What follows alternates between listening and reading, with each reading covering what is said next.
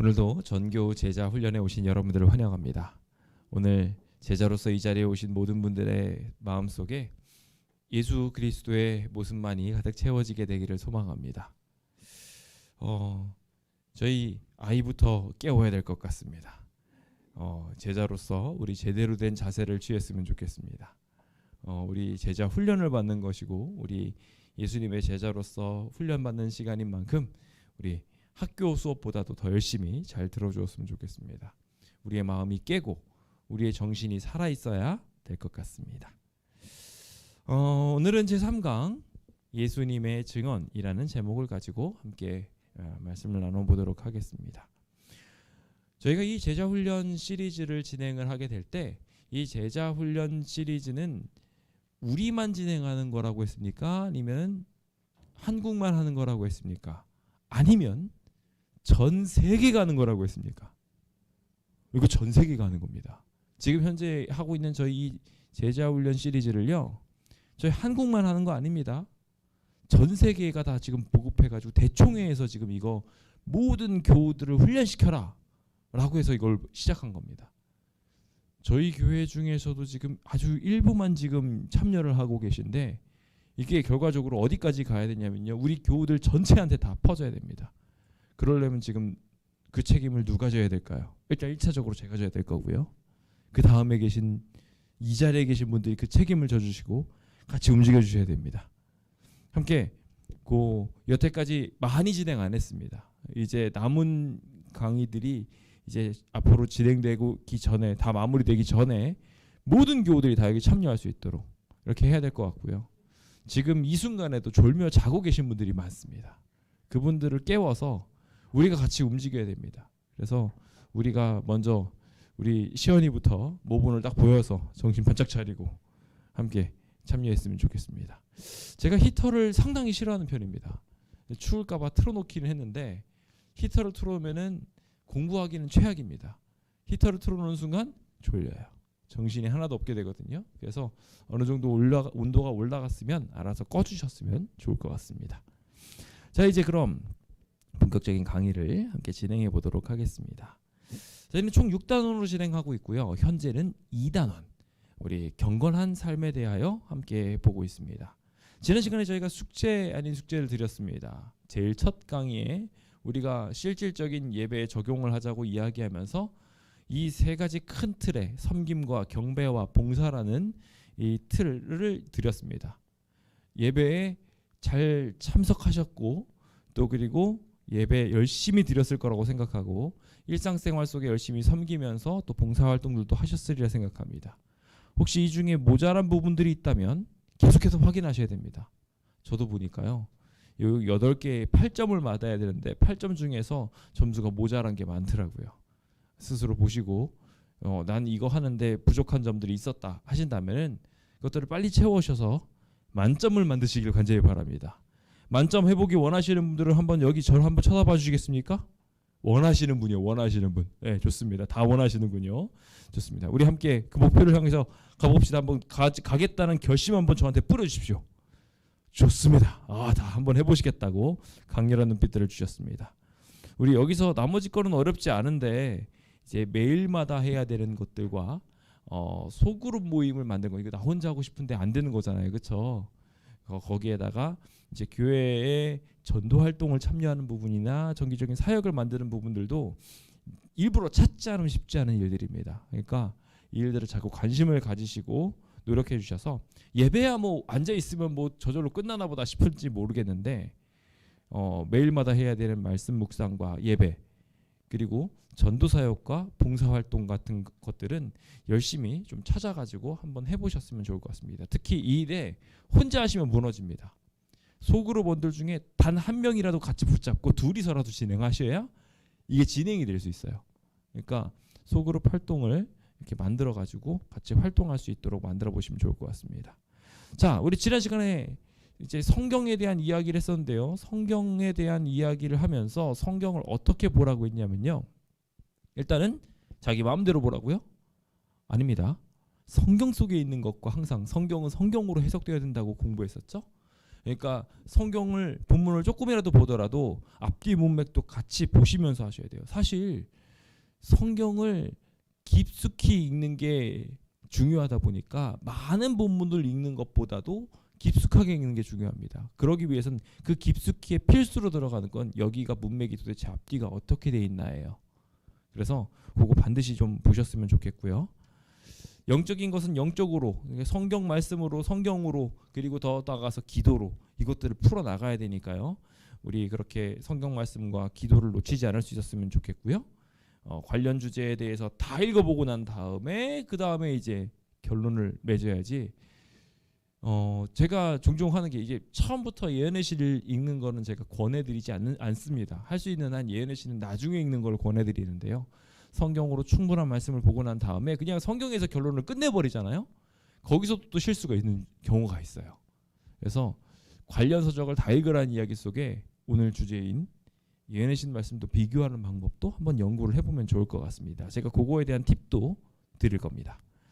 자, 그 다음에 습관과 생활 방식, 이게 굉장히 중요한 부분입니다. 그래서 자신이 삶에 적용을 시키지 않으면 소용이 없거든요. 그래서 말씀을 내가 읽었으면 적어도 이제 제가 팁을 드릴게요. 그걸 하루 동안 유지하겠다고 못합니다. 한 주일 동안 하겠다고 당연히 못하겠죠. 그냥 딱 1시간, 뭐라고요? 1시간 못하시겠어요? 1시간만 이 말씀 지키자. 말씀에서 뭔가 나왔으면요, 딱 1시간만 정신 차리자는 거예요. 예, 물론 더 하면 좋죠. 제가 제가 너무 기준이 낮은 건지 모르겠는데, 근데 사실 사사로운 말을 하지 말자, 막 이런 말씀이 이날 걸렸잖아요. 그거 되게 지키기 힘듭니다. 1시간 동안 사사로운 말을 제외시키는 거예요. 그렇게 하는 게 되게 어렵거든요. 그러니까 내가 이거 1시간 동안만이라도 결심대로 오늘 주신 말씀대로 한번 해보겠다. 지난주 제자 훈련대로 만약에 진행했다면 1시간만 집중해보자 했잖아요. 그럼 어떻게 됩니까? 집에 가서 성경을 펼치셨어야 됐어요. 그렇죠? 뭐 걸어가는 시간 30분 넘어간다 할지라도 도착해서 30분 정도는 적어도 말씀을 볼 시간들이 있으셨을 거예요. 그렇죠? 그래서 1시간만이라도 내가 이거와 관련해서 충성을 다하겠다라는 생각을 가지고 실천해 보시는 거 되게 중요할 것 같습니다. 그래서 이제 골라 읽지 말고 나 오늘은 이 말씀 난 지키지 않을 거야. 그 결심을 해버리는 순간, 난 오늘 이거 안 할 거야라고 해버리는 순간 하나님은 더 이상 역사하실 수 없습니다. 더 이상, 그리고 그 사람은 제자가 아닙니다. 뭐라고요? 그러니까 마음은 원이로되 육신이 약해서 골골골 거리는 건 있을 수 있어요. 근데 나는 안 할 거야 하고 결론을 지어버리면요, 그 사람 제자예요, 제자 아니에요? 제자 아니에요. 그러니까요, 해보겠다고 결심을 하는 게 굉장히 중요한 것 같습니다. 그래서 진리대로 순종하고 골라서 주님 말씀 따르지 않도록 이렇게 노력을 해봤으면 좋겠습니다. 그리고 자꾸 이렇게 하더라도, 지금 저희 아이들도 지금 거의 뭐 의식을 잃어가고 한 명은 의식을 잃었는데, 자꾸 이렇게 깰 수 있도록 이렇게 정신을 차리고 막 그런 과정들이 필요해요. 이게 또 근데 지금 저희 온도를 올리느라고 히터를 올려가지고 지금 환경이 열악한 거 제가 충분히 이해합니다. 예수님께서 이해하실 거예요. 그런데 그래도 정신을 바짝 차리려고 애를 쓰는 거 굉장히 필요한 것 같습니다. 자, 그 다음에 우리 지난 시간에 이건 넘어가 버렸는데요. 자, 여기에서 성경을 읽는데 굉장히 중요한 부분입니다. 독서 계획 만들라는 거예요. 자기의 독서 계획이 있어야 돼요. 나는 이번에 성경 통독 계획을 가지고 있다, 올해. 혹시 계신 분 계십니까? 뭐 그냥 아주 커다랗게라도 나는 이번 연도에 1독이라도 해보겠다, 뭐 이런 식으로라도 계획을 세워보신 분. 네, 하여튼 눈빛이 이미 끝나신 분들도 계시군요. 그러면 통독 1독하면 끝이 아닙니다. 그렇죠? 성경에 대한 계획은 계속 이어져야 되니까. 제가 예전에 성경 1독을 계획을 했더니 성경 1독하고 난 다음에 더 이상 아무것도 안 하더라고요. 그것도 좋지 않습니다. 그러니까 계속해서 뭔가 독서 계획을 세워가지고 끊임없이 하는 게 되게 중요하고요. 여기 나오는 것처럼 항상 읽을 거리가 있을 것이다 라고 돼 있죠. 그러니까 우리가 이미 하신 거 정말 잘하셨습니다.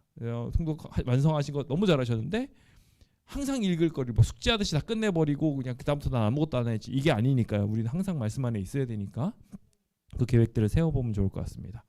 자, 두 번째, 자, 실질적인 교훈이 될 만한 그런 질문들을 던져야 돼요.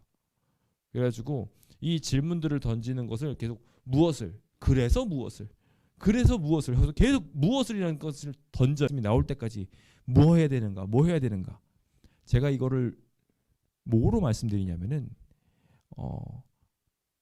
마음을 비워놓고 묵상하는 거라고 말씀드리고 싶어요. 그러니까 주님께서 나한테 무슨 말씀을 하시는지 듣는 거예요.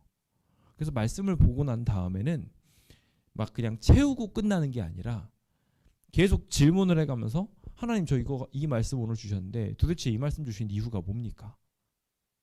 물어보는 거예요. 그리고 계속 반복해서 그것들을 짚어가면서 조금씩 더 주님께서 원하시는 변화들이 내 삶에 이루어질 수 있도록 계속 구체적인 질문으로 가서 결론이 만들어져야 됩니다. 그래서 오늘 말씀 뭐 보셨어요? 라고 이야기하면은 당연히 뭐 몇 장 몇 절 뭐 봤습니다. 뭐 이런 식으로 말할 수는 있겠죠. 그런데 그래서 뭐 하기로 하셨어요? 라고 이야기하면 말씀하실 수 있어야 돼요. 이해되시죠? 그러니까 여기까지는 항상 가세요. 아 오늘은 이사야서 몇 장을 읽었어요 하면서 그냥 이야기하실 수는 있어요. 근데 그래서 거기서 우리가 뭐 하기로 했습니까? 라고 이야기하면 말씀 못 하시는 분들이 많아요. 그래서 저 많이 읽으라고 지금 권하지 않습니다. 짧게 읽더라도 주님께서 나한테 말씀하신 게 있고 내가 명령받은 게 있어야 돼요. 그게 제자의 길인 것 같습니다. 그래서 노트에다가 그것을 기록하고 적용할 것을 기록하고요. 그리고 그거를 주님께서 이루어주시길, 내 힘으로는 안 되니까요. 일단 최소한 기도라도 간곡하게 드리시기 바랍니다. 그렇게 기도하고 하루 종일 틈틈이 묵상하며 라고 여기서 대총회에서는 제안을 합니다. 근데 제가 말씀드렸죠? 얼마 동안? 1시간 동안.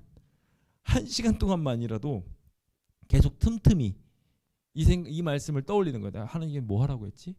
그런 것들을 계속 떠올리는 거예요. 그래서 그 1시간 동안을 계속 깨울 수 있도록 우리 정신을 차리면 좋을 것 같습니다. 자, 여기 교회에 와가지고 좀 위로를 받고 갔으면 좋겠는데 뭔가 막 숙제를 잔뜩 얻고 간 것 같아가지고 속상하신 분들을 위해서 이게 하나님과 동행하는 방법이라고 말씀드리고 싶습니다. 세상을 역류하는 부분이다 보니까 우리 힘을 내고서 한번 해봤으면 좋겠습니다. 제가 그나마 위로를 받는 것은 우리에게 수확한 싸움이 아니에요. 이거 하나님께서 하시는 싸움이에요. 하나님의 선교 대상에 우리도 포함되어 있거든요. 우리가 깨어서 우리가 움직이는 거. 그래서 예수님께서 제자들을 보내시면서 제자들을 위해서 예수님이 그렇게 기도하셨어요. 그렇죠?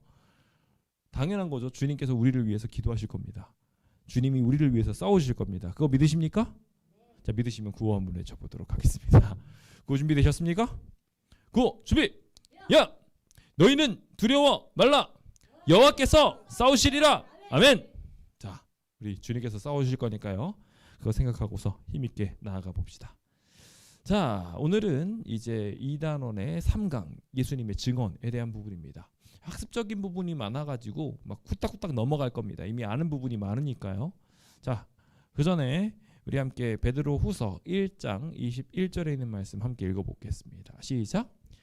예언은 언제든지 사람의 뜻으로 낸 것이 아니요 오직 성령의 감동하심을 받은 사람들이 하나님께 받아 말하는 것임이니라. 아멘. 자, 예언은 누구의 뜻대로? 하나님의 뜻대로. 그렇죠. 그래요. 그래서 하나님의 감동을 받은 사람들이 하나님께 받아서 말한 게 예언입니다. 자, 그렇다면 여기서 우리가 좀 생각해 봐야 될 게 있습니다. 예언의 정체성에 대해서. 예언은요, 성령 하나님의 감동으로 말하게 하심을 입은 사람들은 다 예언을 말할 수 있습니까? 없습니까? 받을 수 있어요. 그게 오늘 과외의 핵심이에요. 그러니까 예언이라는 이 은사에 대해서 주님께서 말씀하게 하시면 누구라도 말할 수 있다라는 결론으로 우리가 가야 오늘 과가 성공한 겁니다. 그러니까 그 대상에 나는 제외라고 하는 순간 오늘 과는 실패입니다. 그러니까 우리 모두 다 이게 포함되고요.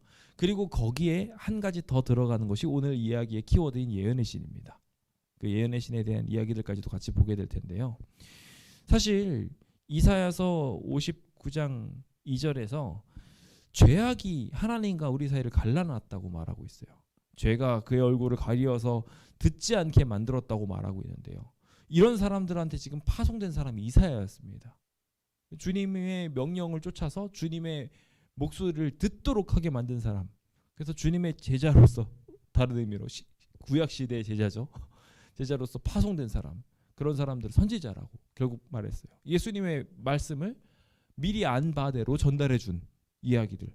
그래서 일종의 사도가 되어서 전달한 사람이 바로 이사야였습니다.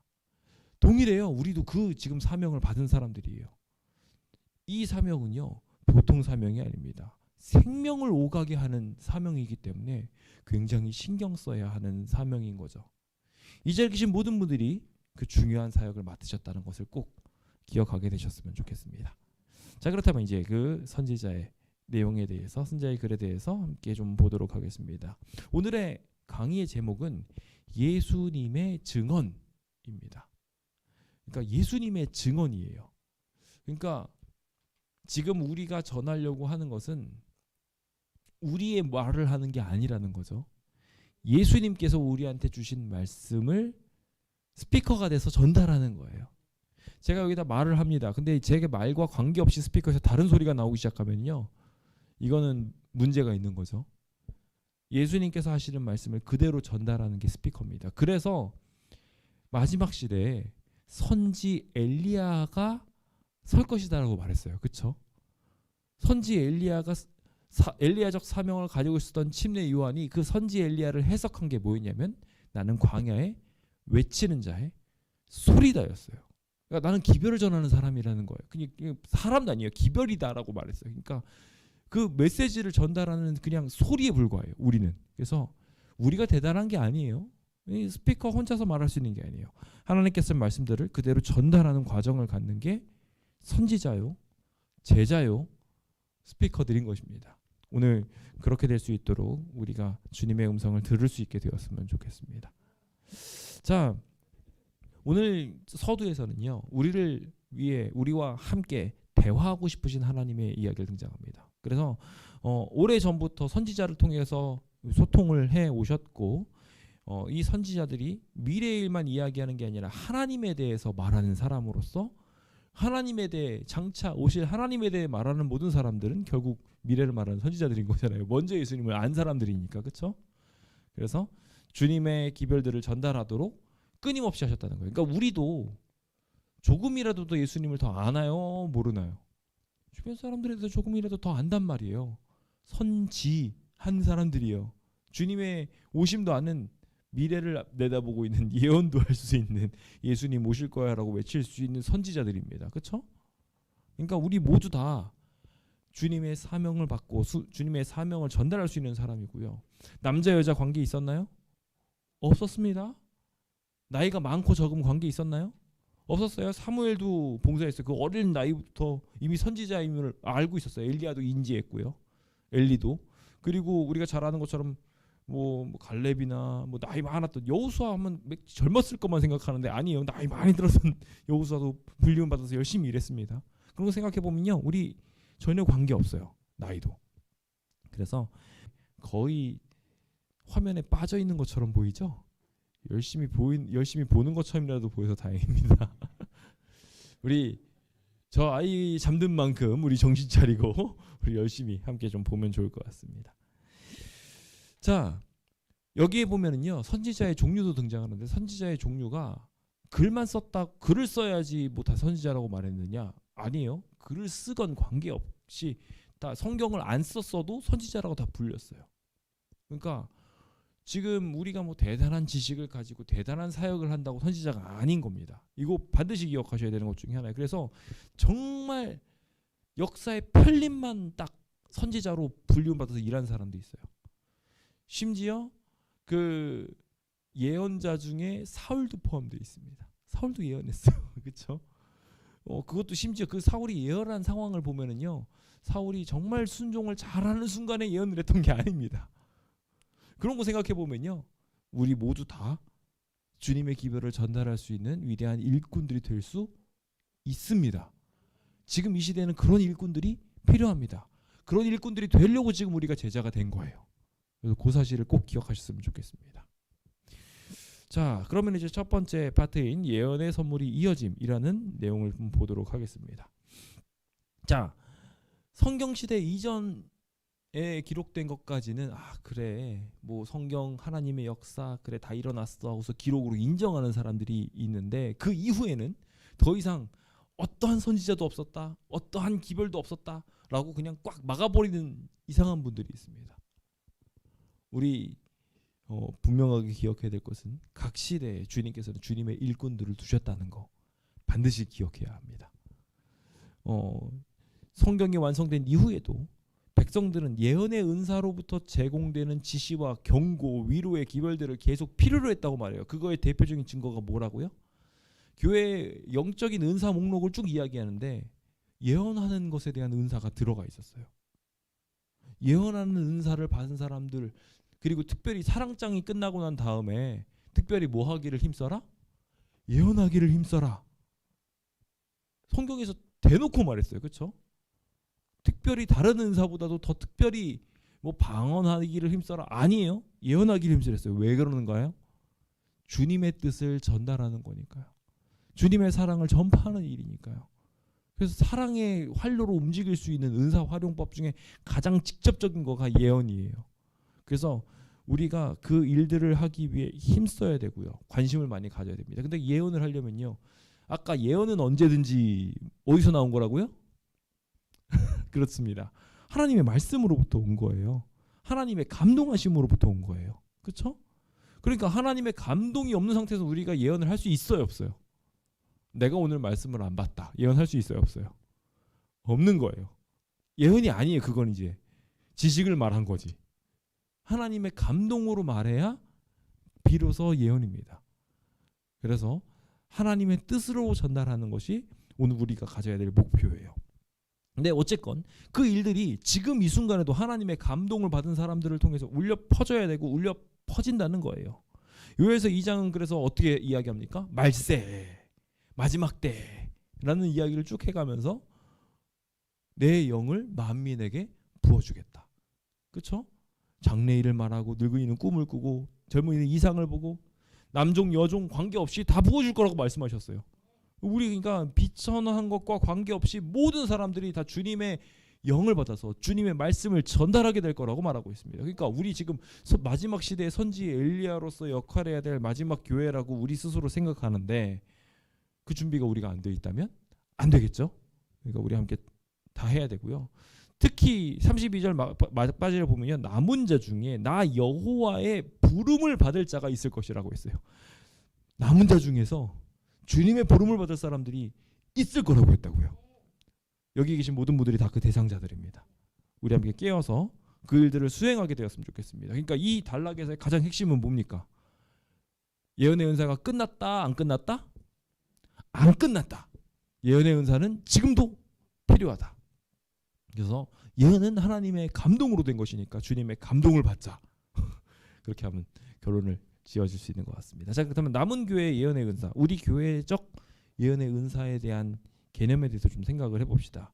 자, 여기 계시록 12장 17절은 저희 교회의 중요한 성경절 중에 하나죠. 우리 교회의 정체성을 드러내는 성경절 중에 하나입니다. 그래서 그 여자의 남은 자손, 마지막 시대의 남은 자손, 지금 우리가 예언을 따라서 쫙 여기까지 왔어요.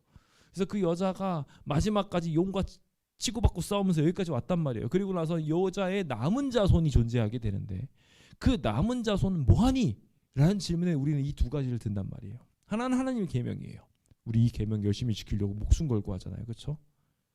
그래서 이 계명을 지키기 위해 안식일을 수호하는 게 우리 교단명에 들어가 있습니다. 자, 그렇다면 예수의 증거 가지고 있나요? 이거 가지고 있어야 됩니다.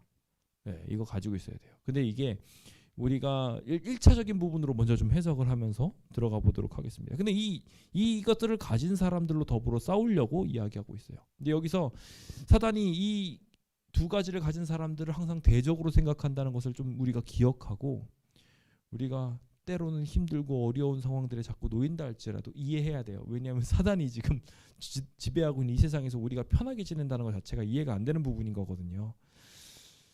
여자라고 표현되어 있는 이 여인의 후손들은 끊임없이 주님을 향해서 나가야 합니다.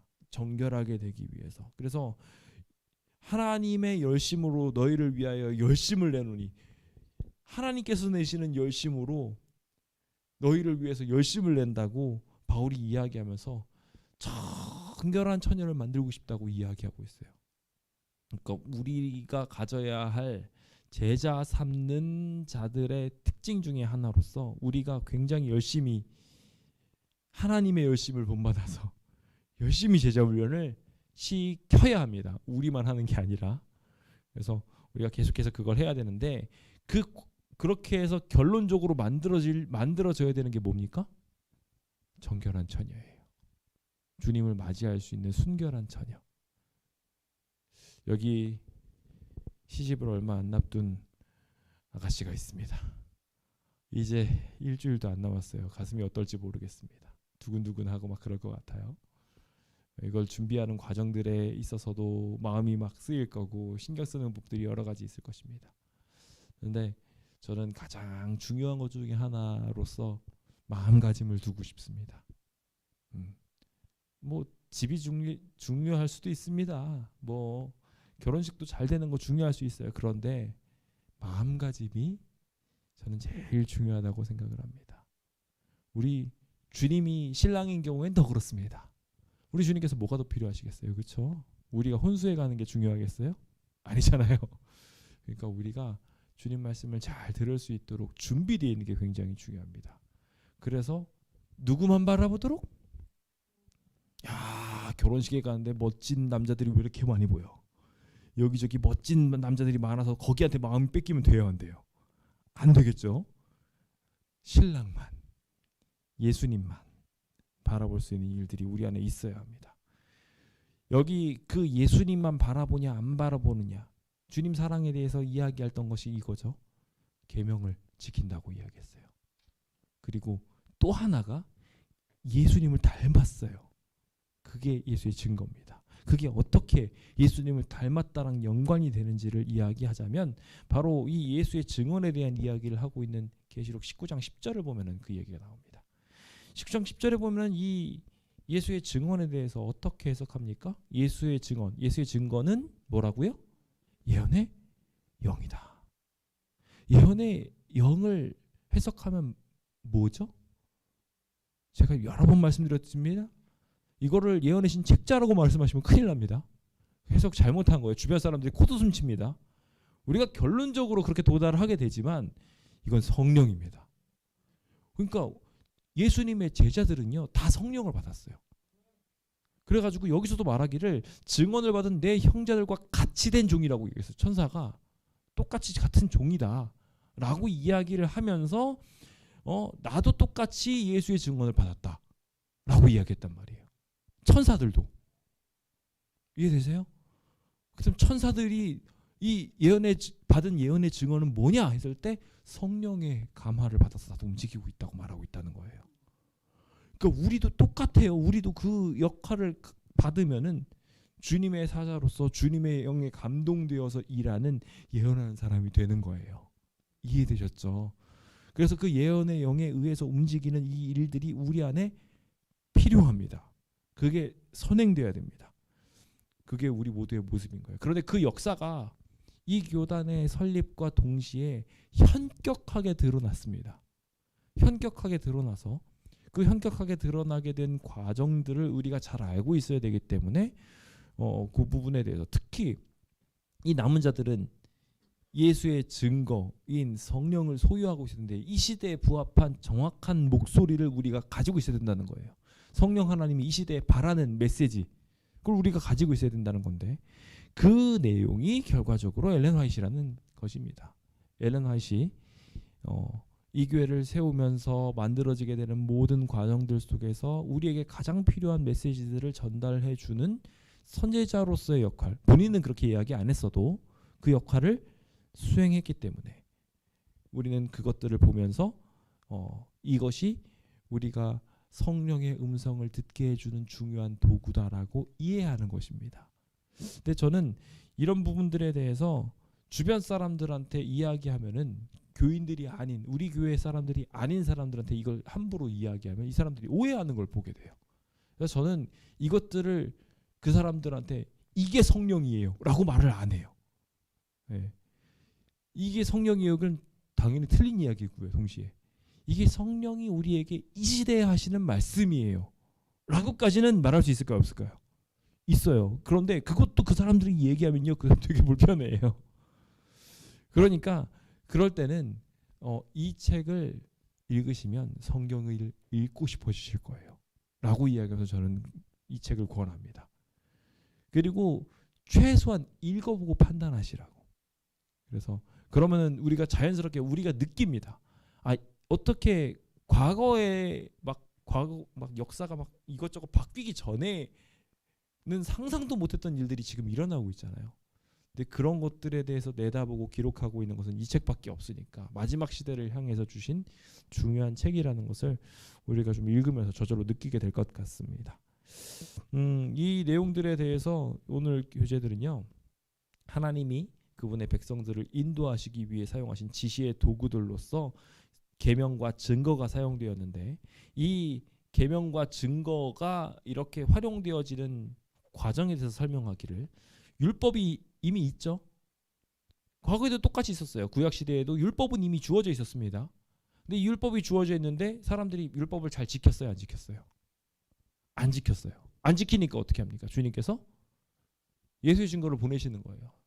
제자들을 그리고 선지자들을 파송하셔서 율법에 귀 기울이라고, 하나님 말씀 지키라고 제자들을 파송하신 거예요. 자, 그 이야기가 지금 예언의 시대 그대로 접목되어지니까 성경을 성경대로 안 보고 각 교단으로 흩어져서 막 찢어져 있으니까 주님께서 오신다는 것을 깨닫게 해주기 위해서, 마지막 시대 올바른 방향을 제시하기 위해서 주님께서 율법으로 집중하지 않는 사람들에게 율법으로 돌아가게 하기 위해서 파송하셔서 일하게 하신 일꾼 엘렌 화이트이 당장 맞아 떨어지는 거예요. 자, 그런데 우리가 이거를 엘렌 화이트에게만 딱 껴 맞추면 주변 사람들이 그걸 인정할까요, 안 인정할까요? 인정 안 합니다. 그러니까 우리가 이런 거를 정확하게 잘 설명해 줘야 되는데, 우리가 분명히 교단적으로 이것이 엘렌 화이트이 하나님의 성령의 영을 통하여 교단에 꼭 필요한 일을 현격하게 하신 일입니다라고 다 알고 있어야 되지만, 그리고 믿고 확신하며 그걸 열심히 읽어야 되겠지만, 거기서 멈추는 게 아니라 엘리야를 보고서 엘리야가 선지자인 거 인정합니다. 그런데 나는 엘리사가 되겠습니다라고 해야 돼요.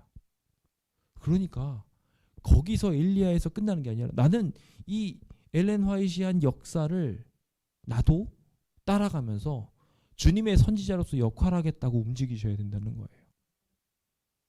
그게 제자예요. 제자가 되어서 제자를 삼으라고 하신 주님의 명령을 오늘 이 순간에도 접목해서 가는 거죠. 그래서 우리도 선지자로서의 사명을 가지고 움직이는 일들이 저는 꼭 필요하다고 말씀드리고 싶습니다. 자, 이것이 특별히 엘렌 화이트의 이야기들이 현격하게 오늘 이 시대를 위해 필요한 일이라는 것을 뒷받침할 만한 이야기들 그래도 우리가 알고 있어야 되겠죠. 그러니까 그것을 좀 설명을 드리자면, 자, 역사적 배경 속에 우리가 잘 아는 것처럼 하나님의 계명을 현격하게 파괴하는 일이 생겨나게 되죠. 이미 다니엘서 7장 25절에 등장하던 이 작은 뿔 세력이 한 일들 때문에 자연스럽게 때와 법이 변개되면서 하나님의 율법에 귀 기울이지 않는 시대가 만들어지게 됐어요. 그러면서 아예 성도들이 그의 손에 붙여진 바 될 거라고 이야기했어요. 그러니까 사단의 세력에 완전히 붙여진 바 돼서 성도들이 패할 거라고까지 기록이 돼 있단 말이에요. 실제로 이 기간 동안에는 성도들이 사단의 권세에 휩싸여져서 암흑기를, 완전한 암흑기를 갖게 됩니다. 그래서 매일 드리는 제사가 넘겨진 바 되고 진리를 땅에 던지며 형통하게 되는, 자의로 형통하게 되는 그 작은 뿔의 시대가 만들어지게 됩니다. 그러니까 이 작은 뿔이 활동을 막 하면서 어떻게 됐어요? 그동안 진리들이 다 차단당해 버린 것입니다.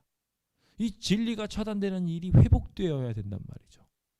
그 회복되어야 되는 일이 언제 있겠습니까? 하고 다니엘이 물었을 때 2300주야까지라고 이야기했어요. 2300주야까지 지나야 비로소 성소가 성소 역할을 제대로 할 거다. 성소가 정결하게 될 거다라고 기록했단 말이에요. 그래서 그 이야기를 듣고 2300주야를 기다리며 함께 2300주의 예언을 이루며 다시 예언하는 역할까지 맡은 그 교단이 제7안식일 예수 재림교회라는 거 우리가 이미 예언 도표를 통해서 다 알고 있습니다. 우리는 그 시대에 살아가고 있으면서 중요한 한 가지 사역을 가지고 있는데 다니엘서를 먹고 배에선 써가지고 실망을 하게 되겠지만 뭐라고요? 11절에 다니엘서 계시록 10장 11절에 다시 예언해야 하리라. 기억하셔야 됩니다. 우리가 받은 사명이에요. 다시 우리 주님 오십니다 라고 제대로 예언해야 된다는 거예요. 그래서 그 다니엘서의 기별을 열심히 외치고 계시록의 기별들을 열심히 외치며 마지막 시대의 일들을 외치기 위해 불리움을 받았던 현격한 첫 번째 선지자가 있었으니 우리가 잘 알고 있는 엘렌 화이트인 것입니다. 그래서 그녀가 이 율법과 예언의 영이 교회를 이끌어 왔는데 그 예언의 영이신 성령 하나님께서 교회가 율법과 순종하기 위해서 열심히 일할 수 있도록 만들어 주기 위해서 불러주신 일꾼이 바로 엘렌 화이트였다는 거예요. 그래가지고 진리의 길로 인도함을 받기 위해서 예언의 영이 딱 불리움을 받아서 그러니까 성령 하나님께서 같이 일해 주셨는데 현격한 일을 하셨는데 그것이 재림운동이었고 재림운동을 통해서 현격하게 그 길이 올바로 갈 수 있도록 인도함을 받았는데 엘렌 화이트의 역사였다는 것입니다. 그래서 그 일들을 통해 가지고 셋째 천사의 기별이 세상에 전달되어졌을 때 그래서 우리가 잘 알고 있는 바대로 교회가 이제 제대로 성립되어져 가는 과정을 하며 마지막 표를 받지 않기 위해서 하는 성령의 인을 받아가는 하나님의 인을 받아가기 위해 짐승의 표를 피하기 위해 살아가는 삶을 위해서 가는 그 길을 가게 될 때 예언의 은사 성령 하나님께서 엘렌 화이트를 통해서 일하신 이 일들이 현격하게 이루어졌다라는 것을 꼭 기억하시면 자연스럽게 왜 그녀가 이 시대에 나올 수밖에 없습니까? 라는 질문에 뭐라고 답할 수 있게 돼요? 성경에서는 2300주야까지 하나님께서 이 교회를 잠시 어려움에 처하게 할 것이라 했지만 그 이후에 성소가 정결하게 함을 입을 거라고 했다. 그때 하나님께서 아무런 사역자도 파송하지 않는 게 말이 되느냐?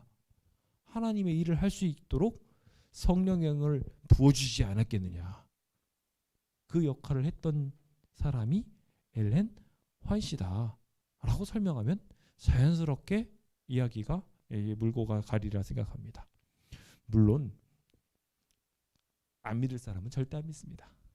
그러니까 이것이 성령 하나님의 역사라고 해석하고 들어가는 게 제일 강력하고 힘을 얻습니다만 우리 스스로가 납득하고 이해하기 위한 가장 중요한 키워드가 2300주에 대한 예언이고 그것에 대한 성취가 엘렌 화이트를 통해서 이루어졌으니 우리가 그렇게 이해하고 넘어가면 우리 스스로도 확신하게 될 것이고 우리 주변에 있는 이들에게도 주님께서 그 시대에 그 역경의 시대에 가장 좋은 길로 인도해 주셨다는 이야기를 복음적으로 전달할 수 있지 않을까 싶습니다. 자, 그렇다면 여기까지 우리가 잠깐 공부해 보면서 선지자에 대해서 배웠습니다. 선지자는요 예언을 받아서 전달한 사람이에요. 성령의 감동을 받은 사람들은 전달할 수 있습니다. 근데 이 성령의 감동을 받아서 전달을 하게 될 때 우리가 중요한 지침이 필요하다는 거예요. 예언의 은사는 여전히 끝나지 않았고 예언은 계속 되어져야 한단 말이에요. 그래서 성령 소멸되면 안 되고요. 예언도 멸시하면 안 돼요.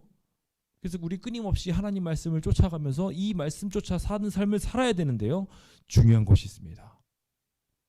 주님께서는 진짜 선지자도 있지만 거짓 선지자도 있다고 이야기했어요. 그렇죠? 그러니까 주님께서 거짓 선지자 준비하라고 이야기한 건 참 선지자 있다는 얘기인데 그 참 선지자도 찾아서 우리가 봐야 되겠지만 모두 조심해야 돼요. 거짓 선지자 조심해야 돼요. 그래서 여기 뭐라고 이야기합니까? 범사에 헤아려 좋은 것을 취하고 악은 어떤 모양이라도 버려라. 주님께서 말씀하신 것입니다. 그래서 거짓 선지자를 삼가면서 양의 옷을 입고 등장하면서 나온 사람. 하지만 속에서는 뭐하는 사람이라고? 노략질하는 사람이라고요. 자, 여기서 중요한 하나의 정체성을 알 수 있는 악의 선지자들을 찾아낼 수 있는 방법이 있습니다. 달콤한 복의 이야기들을 하시는 분들 있죠? 거짓 선지자일 가능성이 다분합니다. 대대로 선지자 중에 좋은 말하는 사람은 거의 없습니다. 성경 뒤져보세요. 축복을 말하는 선지자가 몇 명이나 되는지 보세요. 기별의 대부분이요 축복이 아닙니다. 축복을 말하는 선지자, 뭐 잘 될 겁니다, 뭐 어떻게 복을 잘 빌어주고 막 이런 이야기들은요 거의 대부분 선지자가 한 일이 아니에요. 선지자는요 경고의 기별을 바라는 사람이에요. 그래서 성경에서 아예 대놓고 말씀하셨죠. 축복을 말하는 선지자가 있다면 그 일이 응하고 난 다음에야 선지자로 인정하라고 이야기했어요. 그 전까지는 진짜 선지자 아닌 거예요. 근데 요즘에 교단에 가면 뭐 어떤 교회를 가든지 대부분 뭐 합니까? 다 복만 빌어줘요.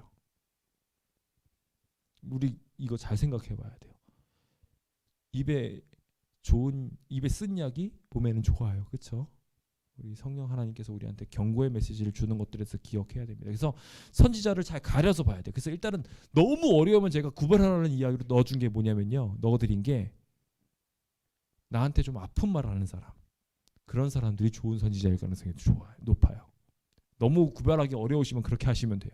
나한테 예수님을 따라갈 수 있도록 아픈 말 해주는 사람. 그렇다고 해서 좌절시키는 사람 아니에요. 아픈 말을 하면서 주님께로 이끄는 사람. 그런 사람들이 진짜 선지자다. 진짜 선지자의 역할을 하는 사람들이다. 라고 알고 계시면 됩니다. 자, 그리고 조금 더 복잡하게 가야 되겠죠. 우리가 제대로 판별할 수 있어야 되니까 적어도 제자된 우리들은 그래야 되지 않겠습니까? 그래서 4가지 정리해드립니다. 첫 번째, 일단은 예수 그리스도를 시인하지 않으면 선지자예요, 선지자 아니에요? 선지자 아니에요. 그래가지고 귀신 구별하는 방법 중에 첫 번째 방법이 이겁니다. 예수님을 인정하는지 안 인정하는지. 예수님 인정하는 거랑 예수님을 순종하는 거랑 또 다릅니다. 그래서 귀신한테 예수님께 순종하라는 식으로 귀신 들린 사람한테 말하면요, 그거 못하는 경우들이 많다고 합니다. 네, 그래서 그렇게 구별할 수도 있습니다. 그래서 이 영이 어디서 왔는지를 예수님을 쫓아가느냐 쫓아가지 않느냐라는 개념으로 이해하시면 좋습니다. 두 번째, 성경 말씀과 일치해야 돼요. 그래서 이따가 나오게 되지만 성령의 메시지랑 다른 성경의 메시지랑 다른 성령의 음성은 있을 수 있어요, 없어요? 없어요. 왜냐하면 그걸 말씀하신 분이 성령 하나님인데 회전하는 그림자도 없으신 성령 하나님께서 그렇게 다른 말씀을 하신다? 그럼 그거 제가 말씀드렸죠. 그거 사기꾼이나 하는 말이라고요. 여기랑 다르고 저기랑 다르고 사기꾼이에요. 자, 그 다음에 주님께서 전지하신데 미래를 내다보시면서 틀린 말을 한다. 예언이 틀렸어요. 그러면은 그거 선지자예요, 선지자 아니에요? 하나님 말씀 아니에요. 그 말이 응해야지 선지자입니다. 그래서 그거 예언이 맞아야 된다는 거. 결과적으로 예수 그리스도 과거의 성경 이야기, 미래의 성경 이야기, 이런 것들을 봐야 되고, 그리고 다시 한 번 더 와가지고 예수님을 만났으니까 초자연적인 뭔가가 있어야 되겠죠. 예, 초자연적인 뭔가가 나타났을 때 좀 더 선지자적 역할이 있다. 근데 저는 사실 이 4번째 거는 조금 덜 공감합니다. 왜냐하면 초자연적 역사가 일어나지 않았던 선지자도 있거든요. 그런데 여기에서 초자연적인 꿈과 이상을 보아야 한다라는 부분에 대해서 선지자의 기별을 하나님께서 전달해 주신 것으로 생각을 하게 되면은 초자연적인 기적을 행하지 않더라도 주님께 받은 메시지가 있으니까 그도 초자연적인 일들을 경험했다고 볼 수는 있습니다. 근데 이런 부분들에 대해서 우리가 좀 너무 막 매여가지고 초자연적인 것들에 막 매여서 막 그래야 내가 뭐 성령을 받아야 뭘 하는 것 같고 이건 아닙니다. 그래서 그거는 좀 구별할 줄 아는 눈이 필요한 것 같습니다. 자, 오늘 여기까지 좀 말씀을 나눠봤는데요. 시간이 많이 가가지고 이제 성경에 대한 이야기들은 간단하게 넘어갑니다. 성령 하나님께서 우리한테 이렇게 주어주신 가장 큰 이유는 결과적으로 성경만으로 우리의 음성이 성경으로 들어가지 않으니까 성령의 음성을 통해서 성경으로 돌아가게 했다는 거예요. 그 역할을 동일하게 우리도 해야 한다는 것입니다. 그래서 현대 시대에도 성경 말씀으로 이 시대가 가지 않으니까 안전을 위해서 이 기별이 주어진 것입니다. 그래서 그 탁월한 위기의 때를 위한 식별력이 필요하며 이 말세에 주님께서는 택한 자도 미혹하려고 할 때 하나님의 말씀들을 올바른 방향으로 이끌기 위해서 지도하기 위해서 이 말씀들을 우리한테 주셨다라고 보면 될 것 같습니다. 이 시대는 정말 마지막까지 치열한 전쟁이 될 것입니다. 사단의 기만술은 엄청날 거예요. 그 기만술을 우리가 꿰고 하나님 말씀대로 살기 위해서는요. 성경에서 나온 이야기들보다 좀 더 상세하게 이 시대에 맞는 기별들도 필요합니다. 그래서 우리에게 주어지신 이 귀한 성경의 말씀들을 우리가 조금 더 밝은 눈으로 볼 수 있도록 예언의 신이 주어졌을 때 그것들을 잘 활용할 수 있게 되는 주의 모든 백성들이 되셨으면 좋겠습니다. 제가 짧은 숙제를 하나 드립니다.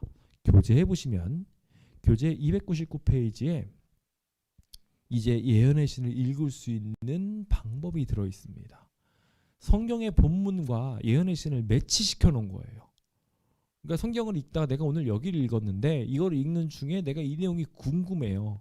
그러면 어디서 찾을 수 있는지가 그냥은 못 찾으시잖아요. 그렇죠?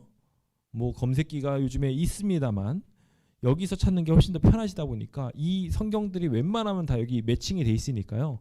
성경을 읽으면서 예언의 신도 같이 읽을 수 있도록 표가 되어 있으니 함께 좀 읽으시면서 그런 모든 것들을 해나갔으셨으면 좋겠습니다.